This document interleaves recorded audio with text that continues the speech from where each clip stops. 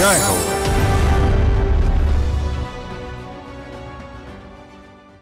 కాలకృత్యాలకు చోటుండదు. పౌరులు తమ హుందాతనం కాపాడుకునే వీలు ఉండదు. ఎక్కడైనా ఇదే దుస్థితి. దేశ రాజధాని ఢిల్లీలో ఇలాంటి దురావస్థ మరీ ఎక్కువ. ఈ దుస్థితిని చక్కదిద్దాలనుకున్నారు హస్తిన యువకుడు అగర్వాల్. ప్లాస్టిక్ సీసాలతో మూత్రశాలలు, మరుగుదొడ్లు నిర్మిస్తున్నారు. స్నేహ బృందంతో కలిసి పౌరుల హుందాతనం కాపాడేందుకు పనిచేస్తున్నారు. ప్లాస్టిక్ కాలుష్య నివారణకు తోడ్పడుతున్నారు.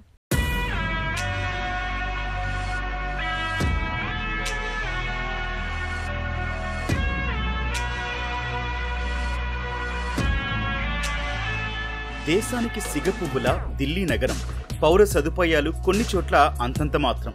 పరిశుభ్రమైన మరుగుదొడ్లు, మూత్రశాలలు లేక బహిరంగ మూత్ర విసర్జన సర్వసాధారణం.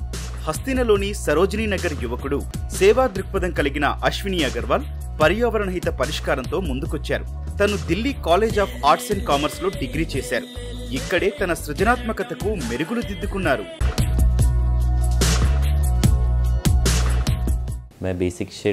నేను బేసిక్ షీట్ అనే సంస్థను నిర్వహిస్తున్నాను. అది ప్లాస్టిక్ వ్యర్థాలతో పునర్వినియోగ వస్తువులను తయారు చేస్తోంది. వీధుల్లో వేర్వేరు అవసరాలు తీర్చే వస్తువులను ఉత్పత్తి చేస్తుంది.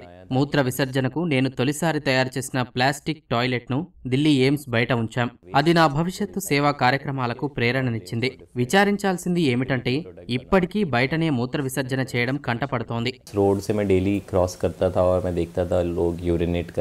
అశ్విని అగర్వాల్ తన మిత్రులు అదితి, ఆశు, యువ, సహజ్తో కలిసి మూత్ర విసర్జన విభాగాలు, టాయిలెట్ల ఏర్పాటును చూస్తున్నారు. ఇలా సురక్షితమైన పరిశుభ్ర వాతావరణం నెలకొనేందుకు కృషి చేస్తున్నారు. మిత్రులతో 2014లో అశ్విని ఢిల్లీ ద్వారకాలో బేసిక్ షీట్ పీపీ టాయిలెట్ నెలకొల్పారు. తద్వారా బహిరంగ మూత్ర విసర్జన సమస్యకు ఓ పరిష్కారం చూపారు. ప్రజల అవగాహనకు, ఆచరణయోగ్య పరిష్కారాలకు బాట వేశారు. అశ్విని అగర్వాల్ ప్లాస్టిక్ వ్యర్థాలతో పీపీ టాయిలెట్ నమూనాను రూపొందించారు. పర్యావరణ అనుకూలత, ఆర్థిక స్థోమతపై దృష్టి సారించారు.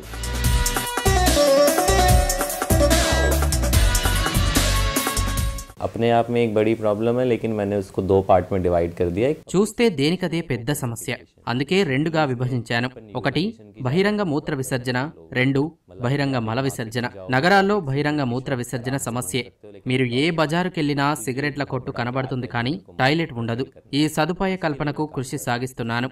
మీరు ఏ నగరానికైనా వెళ్ళండి, ఇలా బయట కాలకృత్యాలు తీర్చుకునేవారు కనబడతారు. దుర్వాసన భరించడం దుర్భరంగా ఉంటుంది. అందుకే ఈ ప్రాజెక్టులో పనిచేస్తున్నాను.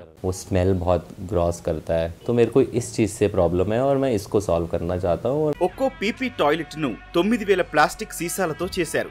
వాసన రాకుండా లేదా శుభ్రపరిచేందుకు మున్సిపల్ నీటి కనెక్షన్ లేదా మురుగునీటి కనెక్షన్ అవసరం లేదు. ఒక్కో మరుగుదొడ్డి తయారీకి 12,000 రూపాయలు ఖర్చవుతుంది. అక్కడికక్కడే 2 గంటల్లో అమర్చొచ్చు.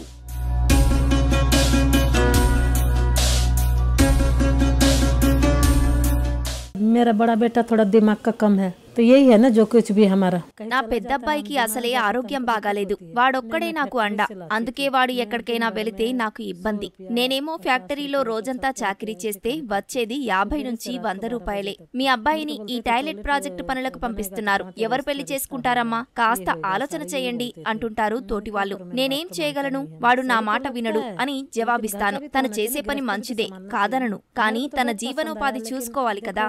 ये भी होता है, गृहस्थी भी देखो, दुख सुख भी देखो, ये भी होना चाहिए ना. అన్నట్లు వీధుల్లో నెలకొల్పే మూత్రశాలకు పెద్దగా నీరక్కర్లేదు. లేకపోయినా ఏమీ కాదు, దుర్వాసన రాదు. యూనిట్ ని త్వరగా అమర్చొచ్చు. పారిశుధ్యం మెరుగుపడాలన్న తన అభిలాష ప్లాస్టిక్ వ్యర్థాలతో పర్యావరణహిత మరుగుదొడ్ల ఏర్పాటుకు దారితీసింది. బేసిక్ షీట్ వ్యర్థాల నిర్వహణ వస్తువులను ఢిల్లీ రాజధాని ప్రాంతంలో అమర్చుతుంది. సామాజిక మార్పు కోసం ముందుకొచ్చే వారికి సహకారం అందిస్తోంది.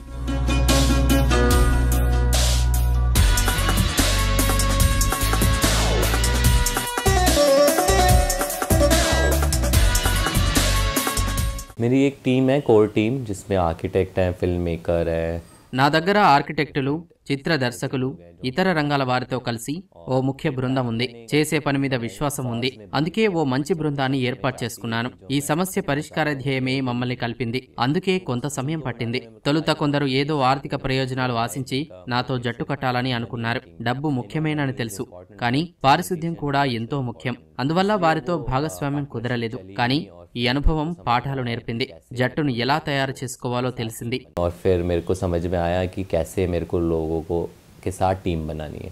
పారిశుధ్య సమస్య పరిష్కారం, పరిశుభ్ర వాతావరణం, మెరుగైన జీవితం కోసం బేసిక్ షిట్ ఆచరించే విధానం ఒక ప్రత్యేక కార్యక్రమం.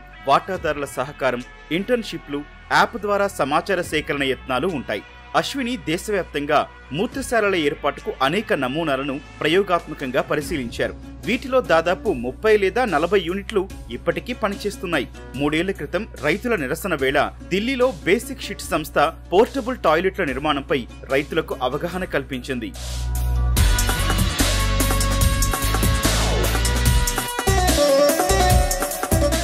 तो अभी जो हम टॉयलेट बना रहे हैं वो ड्राई टॉयलेट है. ఇప్పుడు మేము తయారు చేస్తున్న మరుగుదొడ్డి పూర్తి పొడిగా ఉండేది. శుభ్రపరిచేందుకు నొక్కితే నీరు రాదు. చెక్క పొడితో శుభ్రపరుస్తాం. ఇప్పుడు రెండో దశలో మరో తరహా టాయిలెట్ రూపొందిస్తున్నాం. హైవేలు, రోడ్లపై ప్రతి 400 మీటర్లకు మరుగుదొడ్లు ఏర్పాటు చేయవచ్చు.